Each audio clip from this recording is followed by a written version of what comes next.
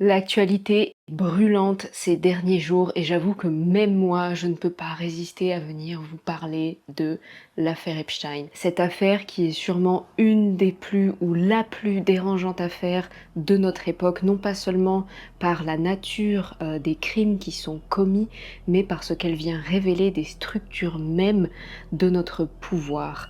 Et c'est ce qu'on va analyser aujourd'hui. On ne va pas venir dresser une liste de toutes les atrocités qui ont été commises, simplement parce que je l'ai déjà fait un petit peu sur cette chaîne, d'autres personnes l'ont déjà fait, le font actuellement et le font bien mieux que moi.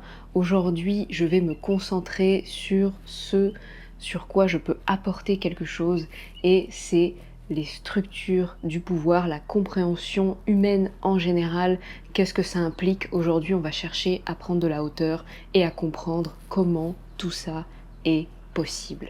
Et si l'affaire Epstein avait beaucoup plus à nous dire que ce qu'on avait pu y voir jusqu'à présent?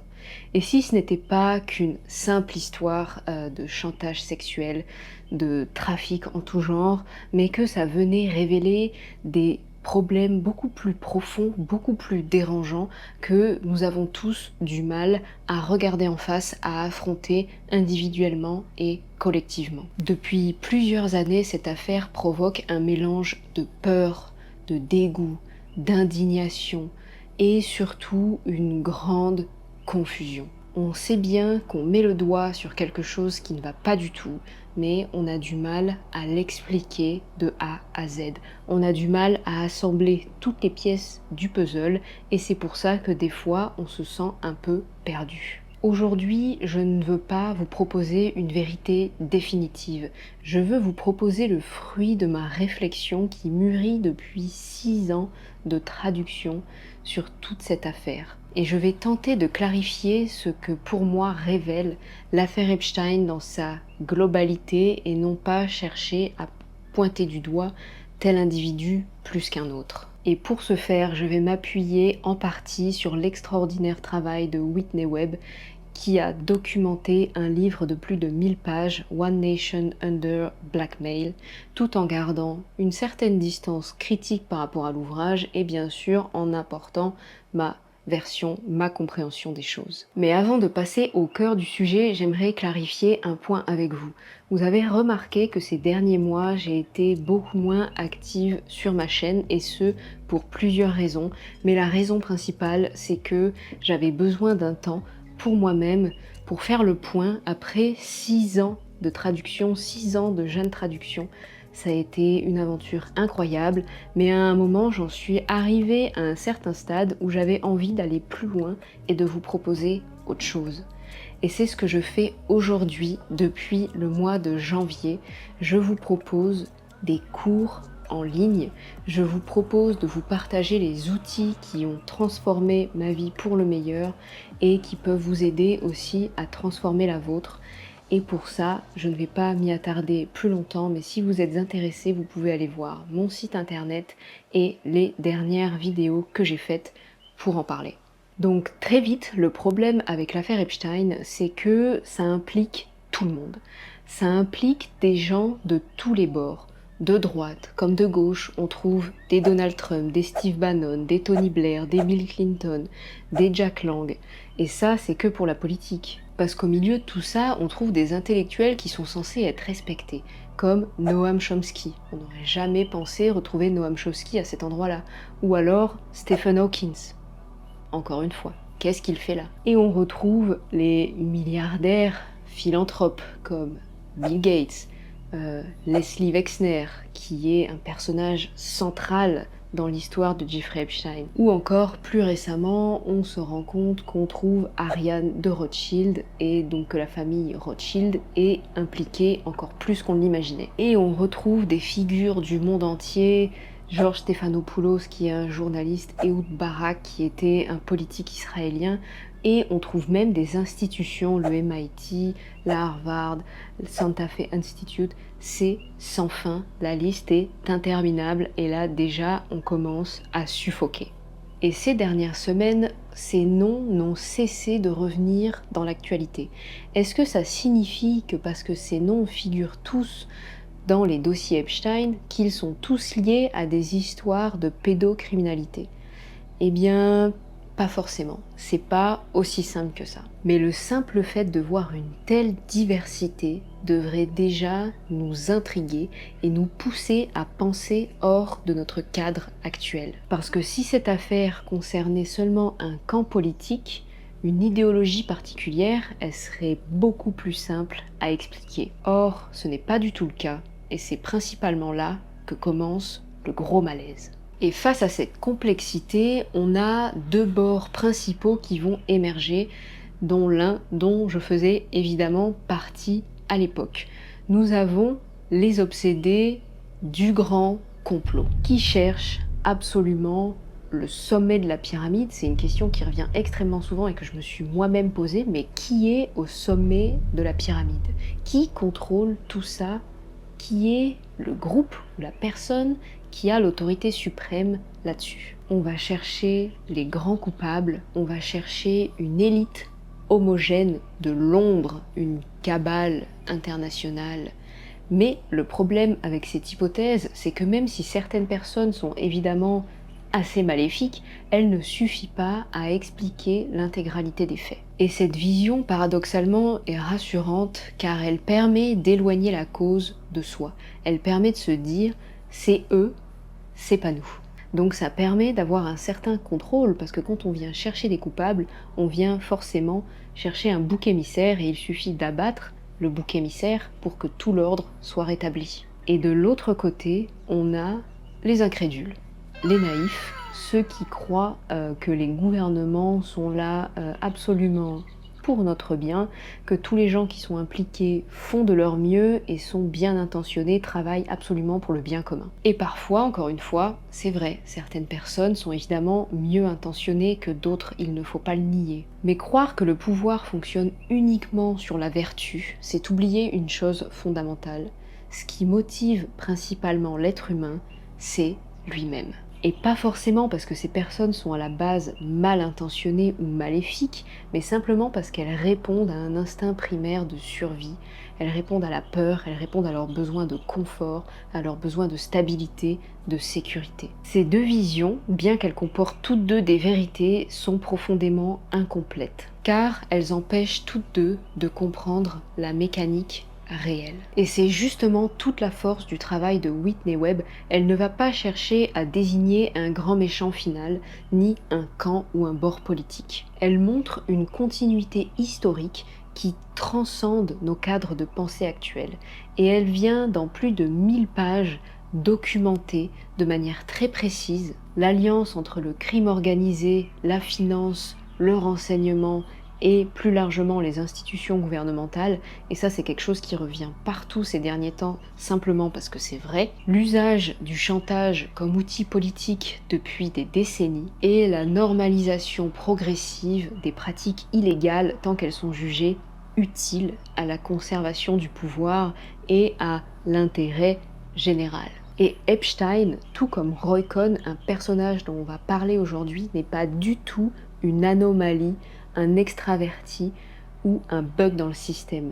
C'est le produit d'une dynamique qui existait déjà bien avant lui. Mais le point fondamental à retenir ici, c'est que pour fonctionner, ce système n'a pas besoin d'une entité maléfique aux commandes, car il fonctionne par convergence d'intérêts, par compromission mutuelle, par silence tacite et par exploitation des failles humaines. Et pour comprendre comment on en est arrivé là, il faut revenir légèrement en arrière. Ne vous endormez pas s'il vous plaît pour ce passage historique, je vous assure, ça va bien se passer. Le lien entre le crime organisé, les services de renseignement et les pouvoirs politiques ne commence pas avec Epstein. Il commence bien avant lui. Pendant la Seconde Guerre mondiale, et on peut même remonter plus tôt, mais moi je vais commencer là, les États-Unis ont besoin de sécuriser leurs docks, leurs ports. Et pour ça, ils ont besoin de se mettre en contact avec les gens qui les contrôlent. Et ces gens qui les contrôlent, c'est tout simplement la mafia. L'État, dans son grand pragmatisme, va choisir de collaborer avec la mafia italo-américaine, notamment avec Lucky Luciani, qui est à l'époque en prison. Elle va passer un marché avec lui et cette opération est connue sous le nom d'opération Underworld et elle est vastement documenté. À l'origine, il s'agit d'une exception stratégique, mais c'est là que la logique change.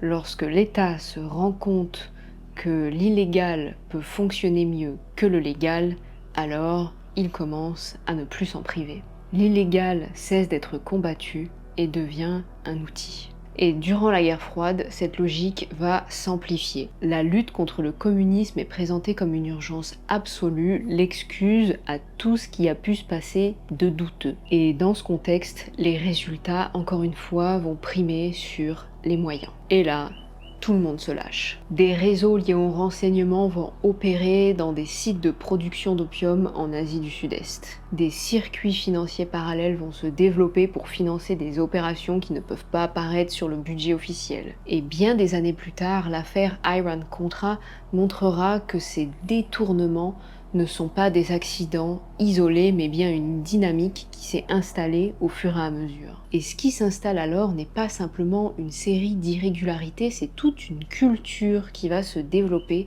et les institutions gouvernementales vont apprendre à patauger dans cette zone grise entre le légal et l'illégal tant que ça vient servir leurs intérêts stratégiques. Des figures mafieuses comme Meyer Lansky ou Paul Helliwell deviennent des interfaces. Ils structurent des circuits de blanchiment d'argent à travers les casinos, les banques offshore et les sociétés écrans. L'argent circule, les opérations continuent et la traçabilité disparaît. Et parallèlement à ça, certaines enquêtes sont lancées, mais elles avancent vraiment difficilement. Prenons Edgar Hoover, exemple souvent cité, qui a été directeur du FBI pendant près d'un demi-siècle. Dans le contexte moral extrêmement rigide de l'époque, certaines choses dans sa vie privée pouvaient considérer un levier de chantage potentiel. Et peu importe que ces pressions aient réellement été exercées ou non, le simple fait qu'elles puissent l'être viennent déjà changer la donne. Le chantage devient un outil possible à l'intérieur des institutions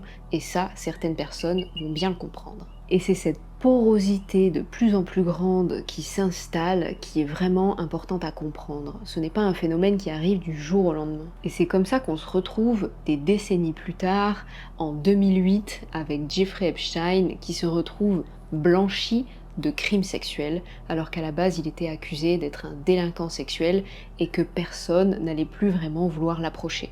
Et ce qui s'est passé, c'est tout l'inverse. Le procureur fédéral Alexander Costa avait alors déclaré qu'on lui avait dit qu'Epstein faisait partie des renseignements. Le niveau d'excuse est proche de «le chien a mangé ma copie», mais le résultat est là. Les poursuites sont abandonnées, l'affaire est enterrée, le réseau est complètement passé sous silence et rien n'est vraiment exploré en profondeur. Je ne sais pas vous, mais moi, ça me rappelle quelque chose. Et ce n'est pas la même histoire exactement que celle d'Hoover, mais c'est la mécanique qui est comparable. Car lorsqu'un individu potentiellement trop compromettant pour des cercles plus larges risque d'être exposé, en général, le calcul est vite fait. On préfère étouffer l'affaire plutôt que de risquer d'éclabousser toutes les personnes autour. C'est une véritable culture du silence qui s'installe à tous les niveaux, qu'on voit se répéter encore et qui nous impacte aujourd'hui, d'ailleurs pas plus tard qu'hier. Parce que lui, le jour où il se met à parler, c'est sûrement l'intégralité, ou presque, de la classe politique française qui l'emporte avec lui. Et ça risque de faire très mal. Et c'est à ce moment-là qu'on comprend que le phénomène n'est pas pyramidal, il est structurel, de par toutes ses ramifications et ses couches imbriquées les unes dans les autres. Et c'est là que la frontière entre ce qui doit être combattu et ce qui doit être accepté devient complètement floue et complètement arbitraire. Parce que la préservation des intérêts des personnes impliquées prime sur la vérité et la justice. Et c'est justement dans cet environnement que des figures comme Roy Cohn et Jeffrey Epstein plus tard émergent, trouvent leur place et prospèrent. Elles vont en faire une machine de guerre. Mais la question qui émerge très rapidement et à raison, c'est comment cimenter les intérêts divergents d'autant de personnes différentes. Et c'est là que la réponse, si on est honnête intellectuellement, ne se limite pas au chantage ou à la menace, car c'est bien trop faible. Elle se trouve dans l'utilité, dans les services rendus. Et là, Roy Cohn est sûrement la figure qu'on peut le plus comparer à Jeffrey Epstein. Avocat proche du pouvoir, il connaissait énormément de monde, que ce soit dans les sphères politiques avec Richard Nixon, Ronald Reagan, Donald Trump ou encore Mario Cuomo, des figures du monde judiciaire telles que justement Hoover ou Lewis Rosenstiel, des chefs d'entreprise, des figures médiatiques telles que Rupert Murdoch ou encore même Andy Warhol. Et réduire Roy Cohn à son simple rôle de maître chanteur est complètement insuffisant, parce qu'avant d'être un maître chanteur, c'est un intermédiaire. Car il reliait des univers qui n'étaient pas vraiment censés se rencontrer, ou du moins pas officiellement. Politique et immobilier, finance et justice, pouvoir médiatique et pouvoir exécutif. Il facilitait des mises en relation discrètes, des transactions opaques, des négociations sensibles ou encore des arrangements juridiques qui n'étaient pas vraiment alignés avec l'idéal démocratique prôné en façade. Et dans ces sphères, l'accès au réseau étant la porte d'entrée à tout ce qui se passe ensuite, celui qui a le réseau contrôle les opportunités des uns et des autres. Donc avoir accès à cette personne est primordial. Les relations commencent sur une base d'intérêts communs et finissent petit à petit par se verrouiller par la compromission. Le chantage n'est pas toujours le point de départ, mais il devient la clé de la stabilité de l'engrenage. Et c'est ce qu'il est important de comprendre. La mécanique du système ne repose pas uniquement sur la peur. Elle repose sur une somme d'intérêts qui viennent converger et qui sont tenus par la peur et le chantage quand c'est nécessaire. Et quand Epstein apparaît, toute cette mécanique est déjà extrêmement bien huilée. Les circuits financiers opaques, les liens entre finance, renseignement et politique, et l'utilisation du scandale comme une arme. Il n'invente rien, il optimise, il industrialise, et vu que c'est quelqu'un d'extrêmement rusé, il va savoir exactement comment se présenter, et il va se présenter comme un philanthrope, comme un connecteur, comme une personne qui va vraiment vous aider à développer votre business et à obtenir ce que vous voulez. Il met en relation scientifiques et milliardaires, fondations et universités, responsables politiques et investisseurs. Il organise des rencontres, il ouvre des portes et il crée des espaces où des intérêts peuvent se croiser loin du regard du public. Et ce qui le rend utile pendant si longtemps, c'est pas qu'il est au sommet, mais c'est qu'il favorise les intérêts des uns et des autres. Et tant que tout le monde y trouve son compte, le silence est de mise, l'aveuglement devient la norme. Et la séquence est souvent, voire toujours la même: réseau, intérêt, dépendance, compromission et verrouillage. Nous avons tous une tendance humaine à fermer les yeux lorsque ça sert notre intérêt. Notre mémoire est sélective et la lucidité, dans certaines sphères, peut se payer très cher. Et à ce stade, j'aimerais être absolument clair pour que personne ne me fasse dire ce que je n'ai pas dit. Ce n'est pas parce que je viens d'écrire des dynamiques humaines que je dis qu'il ne faut condamner personne. Au contraire, quand il s'agit d'exploitation sexuelle de mineurs, de pédocriminalité, de trafic d'êtres humains, de trafic de fonds publics à coût de milliards, certaines personnes sont des monstres. Jeffrey Epstein était un monstre, Roy Cohn était un monstre, et bien des gens au pouvoir aujourd'hui peuvent être considérés réellement comme des monstres. Les actes de telles personnes doivent être jugés et condamnés sans ambiguïté.